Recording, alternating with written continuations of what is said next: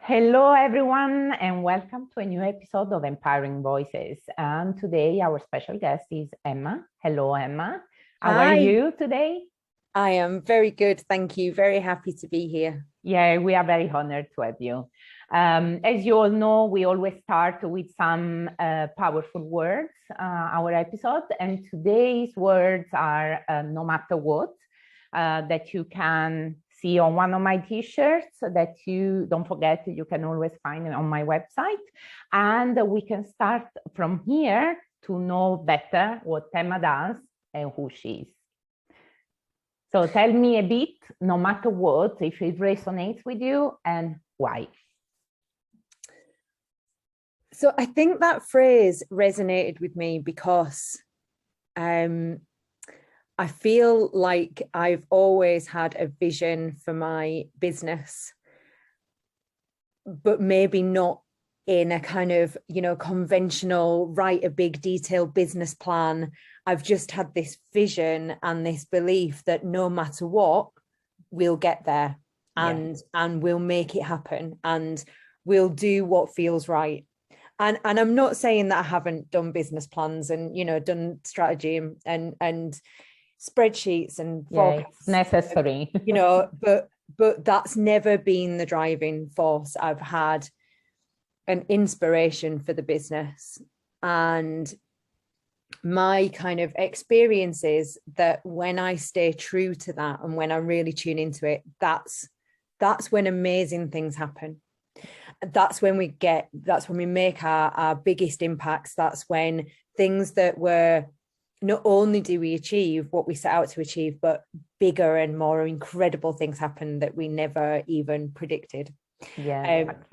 So that's why that phrase really resonated with me. And I think particularly over COVID. So I run Shared Harmonies, which is a singing for wellbeing company. And there are two kind of distinct sides to the business because we're a social enterprise. So we do corporate workshops around leadership, around organizational development, around well-being and team building, all delivered through inspirational singing. Yeah, this is a really interesting part. It's not just the usual support and motivation and leadership business, but it's through singing. And I'm very curious to know how it works. I would be, do you find people are a bit intimidated? Or I would be, but I also know that it would feel so liberating to do it. So tell us more. Absolutely. That's a really good reflection. So it can be very difficult to sell the idea to people just in trying to explain it. But when people experience it, it's very, very experiential. And that's where you get the big shifts. And actually, we find often that the people that have been most nervous or most apprehensive about joining in or most skeptical actually kind of have the biggest revelations, the biggest breakthroughs, and actually kind of are our biggest advocates at the end of it. Often when we go into businesses, a number of the people that are involved in the workshop don't know that we're going to sing. That kind of gets revealed at the time. So they just know they're there for a team away day or for a leadership workshop or whatever. And I kind of reveal that in the space and make it feel safe. So, there are a number of things that I bring into that space to make it feel okay for people, even those that are a little bit nervous. And we never kind of get people to sing on their own. It's all done in groups. But we actually use the experience of the singing workshop to then reflect back on whatever the theme of that session is. So we get people to, if people are there for a leadership workshop, we use that experience to get people to reflect back on leadership theory. So and leadership practice. So were you out of your comfort zone when I said we were going to sing? How often as a leader do you ask your team members to do something that might be out of their comfort zone? What did that feel like for you? What things did I put in place that made you feel safe and made that experience feel okay? what can you then do in your leadership role to do the same for your staff? And that's just one number. You know, we use it to reflect on lots of different things around. So the singing is in reality the beginning of the workshop. Yeah. It's to give the experience, the strong impact in experience before you say, okay, did you see what happened? Exactly. Now let's see how we apply it. Exactly. And the reality is that so often when we are trying to change behavior or get new realizations and we're trying to absorb it just by presentations or from a book, it has its place, that's all great, but often we struggle to get out of our own perspective. So everything we read, everything we hear, we are still doing it from the lens that we are currently seeing everything through.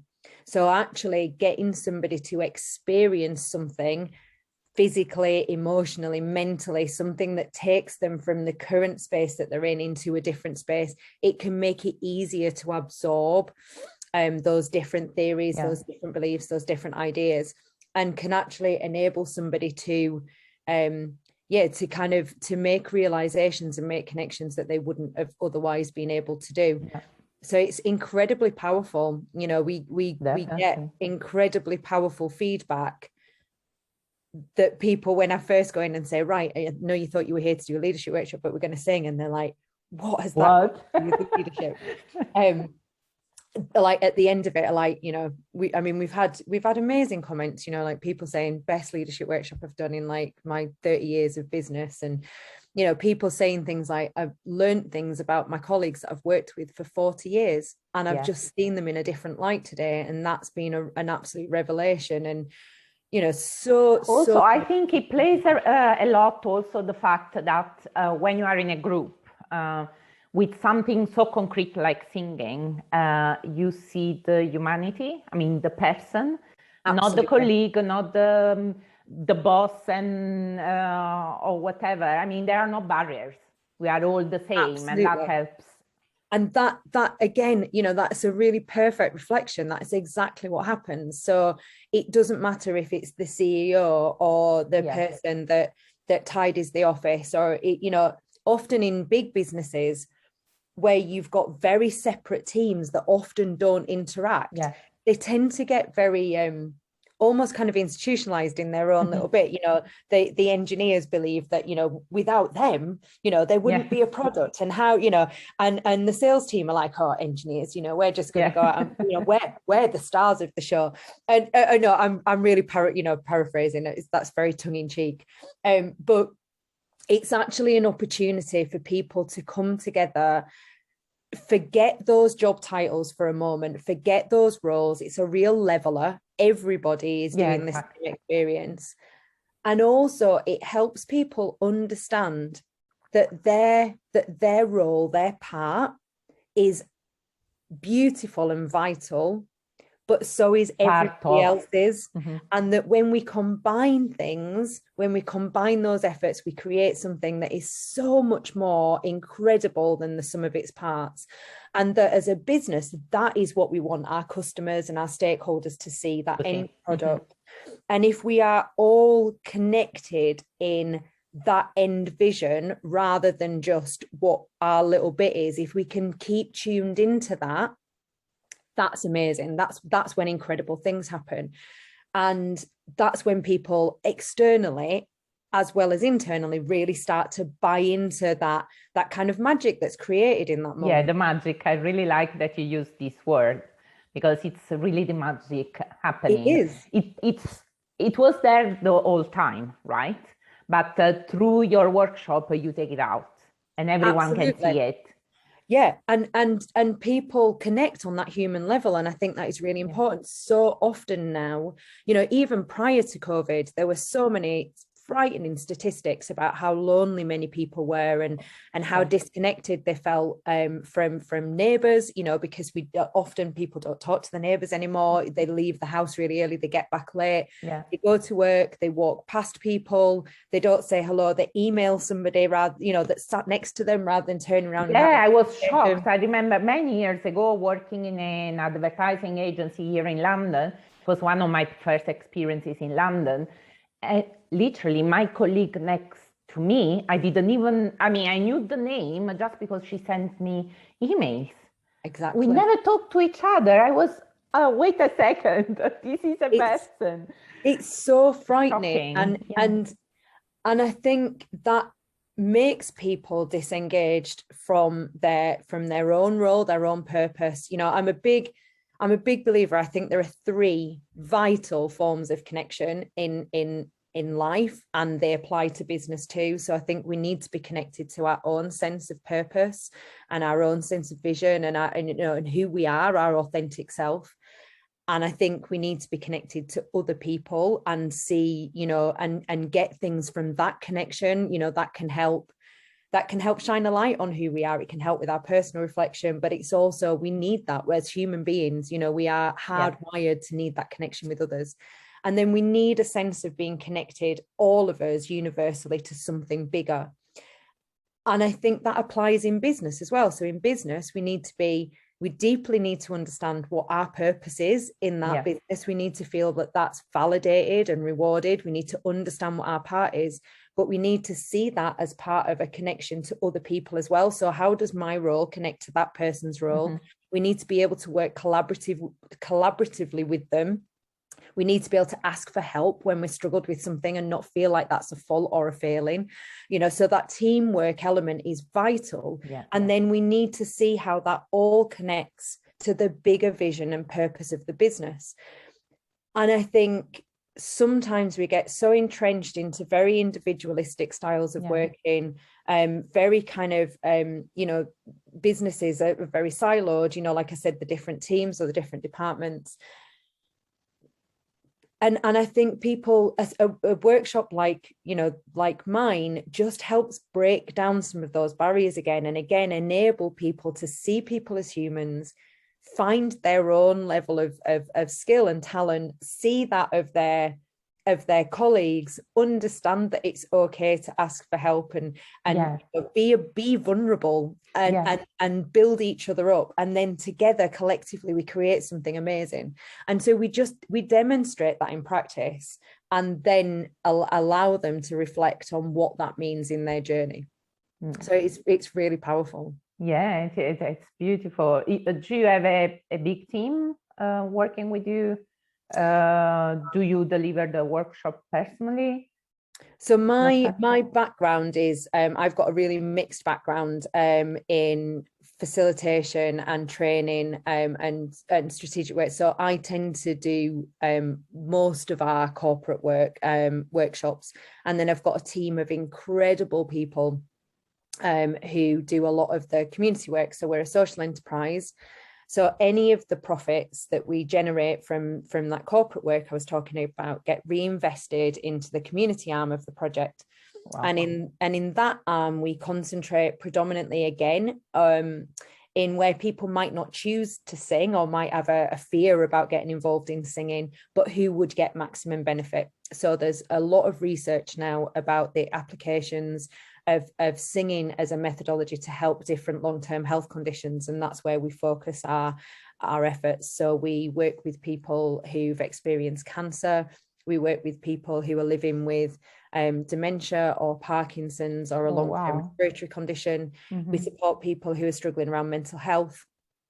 But there it's more a one-to-one kind of. It's in group sessions again. So big groups, bringing people together who've all got a common health issue. And again, using the methodologies around singing and around group work to kind of bring people together and help them better kind of be aware of tools and things that might help them. And get that peer support, that's really important. It's fantastic for people who, have got a respiratory condition and the singing might make them cough, and that's okay because it's making everybody else cough as well, and that's okay. And the cough is a good thing because it's releasing things that need to be released. But they don't feel out of place because everybody understands, because they're experiencing the same thing. So we reinvest all the profits into that. And again, just incredible impacts that we get from people in that community setting as well. Singing's Yeah, just it amazing. sounds amazing. I have goosebumps really, because it must be, if for in a corporate world, it's liberating. Imagine someone who really wants to connect and see other people understanding what they are going through and feel that there's help. Absolutely. And again, this is another reason why that phrase really resonated with me, because I think often people with living with a long-term condition often feel quite isolated. Yeah. You know, things are difficult. Sometimes Yeah. people don't know how to respond to them. Sometimes they might physically or mentally find it difficult to engage in something. Yeah. And our whole ethos is around accessibility, starting from where people are at and helping them engage and supporting them to get to the place where they want to get to. So that is our ethos, no matter what. You know, so at the beginning of lockdown, you know, our business was all based on bringing people together physically and singing, things that were just not allowed in COVID. So we lost all our, you know, a lot of our corporate work. We moved some of it online. But what we got really focused on was, I knew that a lot of our community participants, had been isolated prior to COVID. So many people would say that our group was one of the only things they came to in a week, you know. Oh, wow. And so it was even more needed and more important. Absolutely. They were the first people to be locked down because they were in an at-risk group. They were the ones that were going to be released the latest. And I was absolutely determined that no matter what, I would find ways of keeping people connected and uplifted. And I would open up our services to anybody else that needed it, anybody else that felt like they needed a burst of positivity or a bit of connection with people. And so that's what we did. And I had no idea how I was going to do it. I just had that determination and that vision. Yeah. And as I say, this incredible team of people. Some of my team were actually quite new to Shared Harmonies at the time, but the experience has really brought us together. And we've done amazing things in the last 18 months. So we connected through people through Facebook Lives. We used Zoom choirs. We did sing-along DVDs for our participants who were living with dementia and maybe couldn't access other technology in the same way. And we did collaborative things. So we set out to do a new composition of a new song and on the theme of connection. And our aim, again, was to get people connected no matter what. So if you didn't want to use social media, we could connect to us through email. If you didn't want to sing a bit of the song, you could contribute a lyric, or you could send in a piece of artwork inspired by it. We worked with activity coordinators in residential care homes so that they could work with their residents to do things. Wow. Major work. Behind the scenes, it was major what you were doing to deliver well-being and connection to people. It was, but incredibly, again, I come back to that thing of when I'm tuning in to that intuition and that vision, it is a lot of work, but it feels right and it feels easy and it just flows. You know, all looking back, we did, you know, there was a lot of work going on behind the scenes, but it just flowed, you know, and we got radio interviews and we got, you know, things in newspapers, and we ended up connecting over 300 people across the country from ages 3 to 92. It was amazing, and we've got this beautiful song that's all about connection and why it's important, and people felt so proud, and we won awards, and you know, I got nominated for and won a Prime Minister's award for congratulations. Thank you. Well, you know, all things we never set out to do, but it was just that vision, that determination, that belief that it was the right thing to do, that we had a gift that we could give people. You know, we had an ability that through our services, through our creativity, through our inspiration, we had a means to help people stay connected at a time that people were finding really, really tough. Very hard. And so that was our driving force, you know, and it's I'm not going to say that the lockdown hasn't been hard for our participants, because it has. It's been really tough for everybody, and it's been hard for our team. It's been hard for me personally. You know, I think it has for everybody, hasn't it, on different levels. But those little touch points that we created, those little moments of joy and happiness and connect, you know, it's been amazing. Yeah, I think during the pandemic, because we all started noticing also smaller things. When you achieve something, you feel it, you as a business owner, but the other people, they feel it even more, because they feel, as you said, you work with people who easily can be more isolated already, because they live a certain condition, but also because maybe someone lived alone and or had to be isolated before everyone else. I mean, the sense of community, as you said, we are human, we need to socialize. There's no doubt on that. We can say, yeah, I'm okay alone. Yes, but at some point you have to interact. Otherwise, I mean, you don't cope anymore. You are in your corner and your mental health is gone.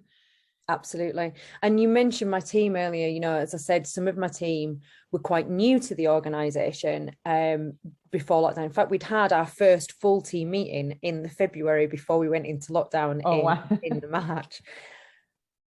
But they've been amazing, and I've they've kept me going as well. And in return, I've led a business that's given them work opportunities when other work that they were involved in had closed down. My team are predominantly freelancers, so they're involved in lots of other incredible projects that they do, you know, that are not part of my business. They're very, very talented. But a lot of their work disappeared because a lot of creative industries shut down. Yeah. And we found ways to keep it going. I found ways to keep it going, and I made it very okay to say, I'm struggling today. And, you know, it was like, we've got a team. So if you're due to do something and you're struggling a little bit today, tell me. And somebody else in the team might be having a good day and they'll step in, right? And we'll just support each other and we'll keep this going. So it was really important to me to keep well-being as a focus, not just for the participants that we were for the team first of all. Otherwise, how can you deliver it, right? Absolutely. If you don't do it on your own. Absolutely. And you know, again, I feel so privileged to work with such an incredible, talented group of people, and we're looking to kind of expand again over the next year, and kind of, you know, grow that team slightly. Yeah, that's amazing. It's really amazing what you do, and fortunately we have technology. It helped for sure in this period. And now that we are going back to a new normal, you will adapt, of course, and it's really incredible. And it's all with the power of singing. But again, if you must be a strong leader to have all this working, because as you said, people see you as a reference. So it's so important. I really liked what you said, that you made it normal to say, I'm not okay today, because everyone feels more at ease. And normally, if you have a passion and it drives you, your motivation, so you can have down moments as well. We cannot believe that everything goes well, because all this work behind the scenes cannot be always smooth. That's a story that we tell ourselves. Absolutely. And I know a lot of your listeners are kind of entrepreneurs, and I think I've spoken to other people in the past about this, and there is this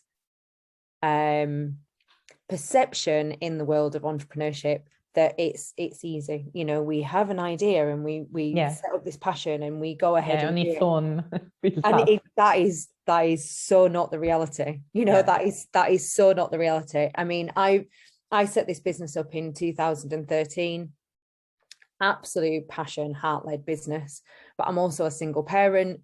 You know, in that time there has been severe illness in my family, there's been relationship breakups, there's been bereavement, there has been just trying to manage a business and raise a child, you know, and raise, you know, run a business that isn't bringing in money in the first, you know, bit. At the beginning. Because they don't. And being the sole provider of everything in the house because I'm a single parent, you know, balancing all that. And there have been, you know, an entrepreneur's journey is not like that. It is literally, you know, it is like this. No.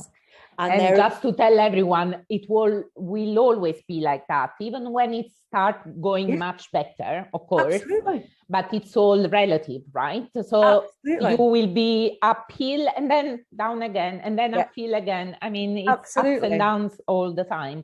Although I never talk about failure because it doesn't exist. What I mean is you'll have success and then learnings, and then success and then growth. And growth is you get to grow through pain. So we always have to be there. Absolutely agree. And I think again, we have this idea, don't we, of what well-being is. And again, I think it's the idea that everything will be lovely and we'll be happy all the time. And I don't believe that. I believe that life is full of highs and lows. It is full of life and death. It is full of joy and sadness. That is what life is. Yeah. I believe that real well-being is a place of strength from which we can weather those things, that we can accept that is what is, and we have the tools to ride those waves, because those waves are not going away, right? You know, there will be things that come at you that are unexpected. I think well-being is the difference between being so consumed by that the wave kind of takes you under and you don't resurface, to being able to ride that wave and ride and go through, not under, not above, but let's go through it. Let's just you ride it. Let's go with it. Let's go with that flow and understand what your tools and techniques are to cope with that. So, you know, I've put an awful lot of things in place over the last few years to help me balance my energy so that I can then be where I need to be in the right ways. But I'm not past asking for help when I need it. You know, there are times when there were a couple of times during COVID, you know, I was trying to cope with a teenager who did not want to be locked down. You know, that was quite difficult. I have a 12-year-old, but we are there. And, you know, there were times when actually not many, thankfully, but there were times that I had to go to my team and say, actually, can anybody cover this session for me that I was due to run? Because I've got something else that needs my attention right now.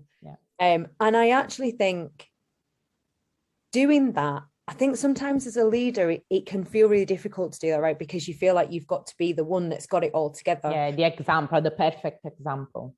Yeah. But I actually think it is setting a good example to show that we are all human and we are all vulnerable, and that I have it together. I can hold that space and still be vulnerable. So I can say, I need help right now, but I also have a plan of what I'm the one that holds the plan, that when somebody's struggling, myself included, somebody else can step in, right? So it doesn't all fall apart.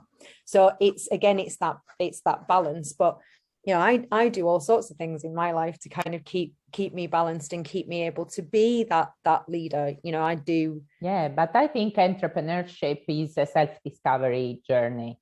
Yeah. So during this journey, you find out ways to keep afloat, ways to enjoy better, everything for your well-being. Of course, as you said, the capacity to face the down moments, also the ability to celebrate the good ones. Absolutely. That no one tells you at the beginning of your journey, but it's so amazing and important. Even the smallest of the things you have to celebrate.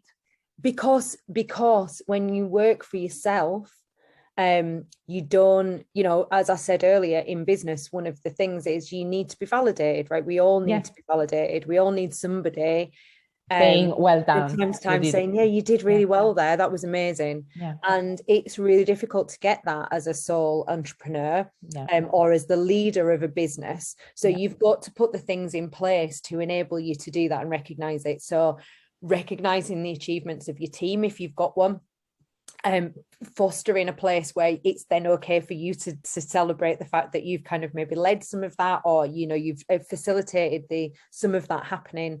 Or if you're a sole entrepreneur, being part of networks of other sole entrepreneurs, so that you can celebrate each other's wins and they will celebrate yours. Maybe having a business coach or somebody who will help you acknowledge that. Your own little processes, you know, like whatever it is. But we do need to get better at that. I think as a culture, we're much more prone to talk about things that have gone wrong or things that are not going well. And I think it's really important in every aspect to switch that on its head, to try and see where there are positives, to try and, you know, celebrate the wins, celebrate the achievements. Yeah. And look back a bit more often, because I'm sure, I mean, if I look back 2 years ago, I've achieved things that I would never even consider possible. And that's amazing in itself. So it needs help to go and keep the motivation, as you said, because you need to have the vision, but also the recognition of what you already did. Absolutely. Are the two forces to keep going. Yeah. And I wanted to ask you, I always ask my guests, if there's a word or again, an affirmation that can be a bit the support of your why, of your mission. Apart of the no matter what, of course, that we discussed already. Yeah, I love that. It really did resonate. I think there are kind of three separate words that often sit in my kind of awareness at all times. Harmony is a word that often comes back, both in terms of kind of musical harmony, but also trying to get that kind of harmony within my work, within my home life, within my own sense of well-being. You know, to me, that is, you know, that's the place that I'm striving to be. And then the word that kind of comes with that is balance. It's trying to find that balance between the good times and the hard times, the things that the times that you really need to exceed in energy and push energy forwards, and the times when you need to kind of regroup and take that back. So constantly kind of striving for that balance. And one of the biggest words for me in my existence, and one of the things that I talk about a lot, and the thing that drives me in everything that I do, is connection. You know, is that that on those three levels that I just talked about, you know, being connected to yourself, enabling. I've been on a big journey about sharing my authentic voice. I've facilitated other people to do that for years. You know, so and I'm a big fan of that, and helping people literally find their voice, you know, refine their singing voice after years of being told they can't sing, or, you know, using music as a way to help people tell a story or to communicate a message. You know, we worked with a group of young carers to create a song to musically tell other people and service providers what it feels like to be a young carer. You know, so we do things that are about helping people find voice, but sharing my voice authentically has been a big journey for me over the last few years. You know, a couple of years ago, I would never have done a podcast like this. I wouldn't have written what I think or believe. Well, it's very important, because it's where the connection happens. When people can identify in your story and in what you are saying, and it's a huge help. It can be motivation, it can be hope, it can be all sort of positive feelings to listen to someone who has been there, has done that, and feels whatever are the ideas you're expressing. So connection to self, connection to others, connection to whatever is bigger than all of us, in whatever way, you know, people express that, people believe in that in different ways. But I think, yeah, connection is huge for me. So connection, I love them. harmony, and balance. Yeah, lovely. Amazing. So thanks a lot. I really enjoyed this conversation, and I already told you I love what you do, and let's spread word with what you do, because we really need nice ways to connect and to express ourselves. Absolutely. And reach in the corporate world even more success. I just want to remind everyone that the contacts to reach out to Emma are in the post in my bio on my website and on the podcast. So easy to reach out when you want. I leave you now and speak to you soon. Thanks again, Emma. Thank Bye. you for having me. Bye.